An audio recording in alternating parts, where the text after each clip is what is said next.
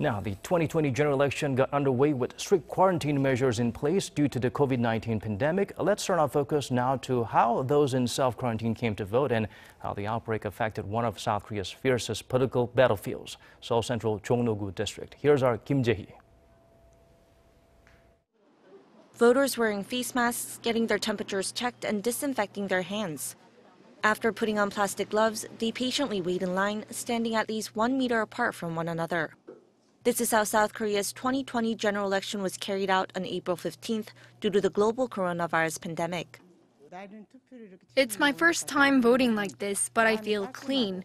I think a lot of people like it this way, and I hope they continue to do it like this.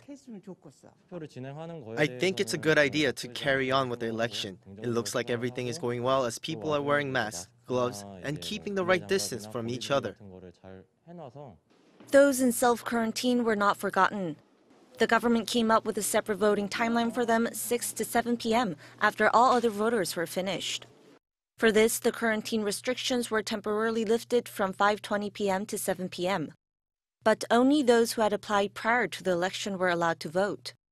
According to South Korea's Ministry of the Interior and Safety, around 23% of all those in self-quarantine, over 13,000 people, had applied.